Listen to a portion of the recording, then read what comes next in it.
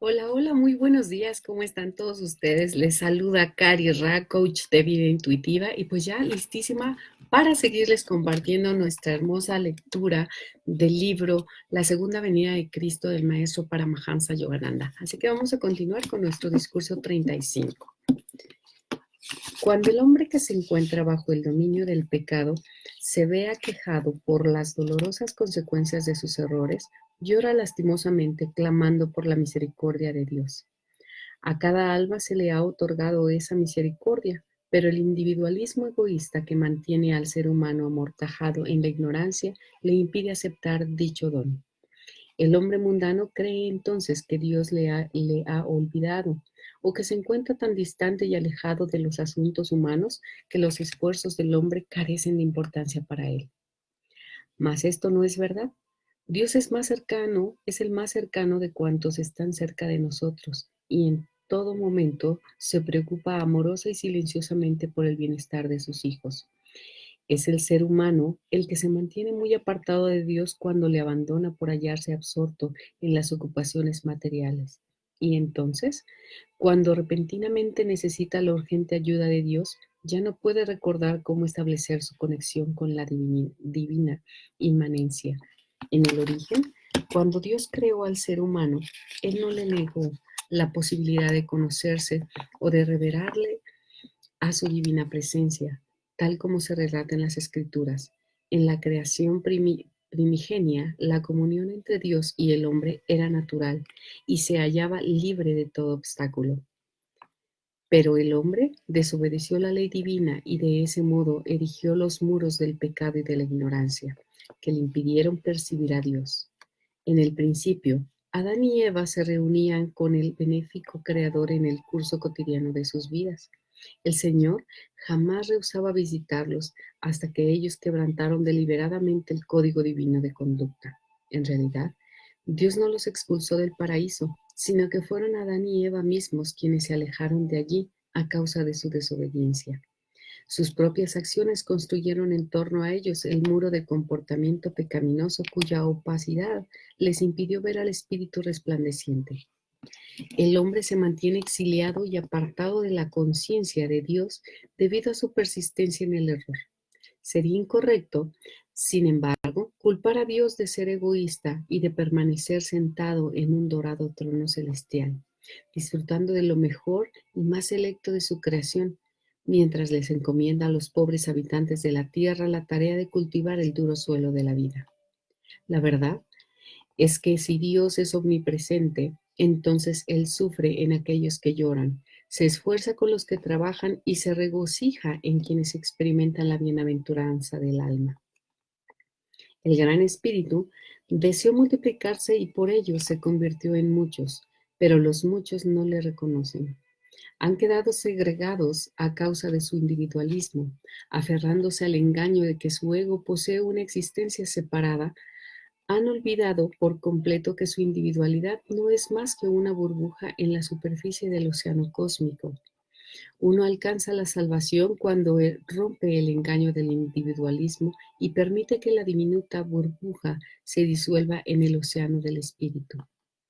Con calma, originalmente creada a imagen de Dios, permanece siempre inmutable, por pecaminosa que parezca la conciencia del ego que se expresa externamente a través de la instrumentalidad, del cuerpo y de la mente. El pecado actúa como una corteza que encierra el alma e impide que éste se manifieste su unidad con el espíritu.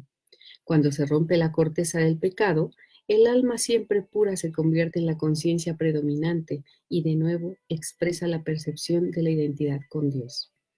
Cuando el alma se reconoce de nuevo como hija de Dios, como auténtica descendiente del Inmaculado Infinito y comprende que fue solo el influjo de la ilusión onírica lo que le hizo imaginar temporalmente que era un ser pecador, la conciencia abriga entonces una fe inquebrantable en esa realidad. La convicción de ser un pecador es imaginaria y efímera. La convicción latente de que el alma es hija de Dios es eterna e inmutable, aun cuando se encuentre oculta de manera transitoria en una matriz de pecado propia, la mortalidad. Cuando uno tiene fe en la divinidad de su alma y de su todopoderosa naturaleza que se halla en sintonía con Dios, se libera con prontitud de los resultados de las acciones pecaminosas del pasado. Si una habitación ha permanecido a oscuras durante 1000 años, no podemos disipar las tinieblas golpeándolas con un palo. En cambio, al encender una luz en la habitación, la oscuridad de iones desaparece al instante. De modo similar, si un alma permanece durante encarnaciones en la oscuridad de la ignorancia y de las malas acciones, al hacer entrar en ella la luz de la sabiduría y de la fe en el alma y en Dios, toda la ilusoria oscuridad se desvanece de inmediato. Así pues, el método supremo para que el hombre se libre de cosechar los resultados de sus acciones equivocadas del pasado consiste en abandonar su condición de ser humano y convertirse en hijo divino. Las acciones indebidas de un alma identificada con el cuerpo, es decir, en el papel del ego, deben recibir el castigo que procede de acuerdo con la ley del karma.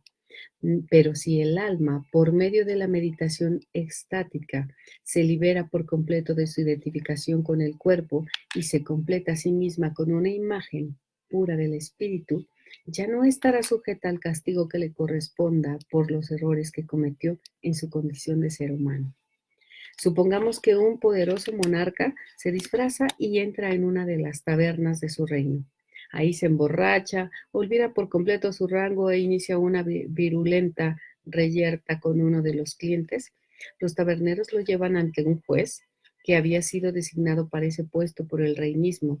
Cuando el juez está a punto de sentenciar al monarca, este recupera la sobriedad, se quita el disfraz y exclama: «Soy el rey que te nombró juez y tengo el poder de enviarte a prisión. ¿Cómo te atreves a condenarme?». De modo semejante, el alma regia y siempre perfecta puede hacer el mal y ser condenada por el juez del karma mientras se halla identificada con el cuerpo. Pero cuando la conciencia del alma se identifica con Dios, el creador del juez kármico, el alma regia ya no se halla bajo la jurisdicción de ese tribunal que juzga su pasada negligencia. Cuando más establezca uno su identidad con el absoluto y deje de considerarse un pecador, en mayor medida sentirá la misericordia de Dios. Qué bonito, ¿verdad? Pues, cariños míos, un placer servirles un día más con nuestra lectura. Los veo el día de mañana para continuar con nuestro discurso número 35, no sin antes desearte que tengas el mejor de tu día, que tu vida sea lo mejor. Recuerda, solamente es esta y hay que vivirla aquí y ahora con lo mejor que tenemos, nuestra vida. Te mando un besote. Recuerda seguirnos en todas nuestras redes sociales y ya pronto nos vemos en una noche de té con Cari Ra, o sea, mañana jueves a las 9 de la noche en mi perfil Cari Ra. Ahí los veo con mucho, mucho gusto y ahí nos vemos listos para seguir platicando de cosas muy interesantes. Nos vemos el día de mañana. Cuídense mucho y aquí nos vemos.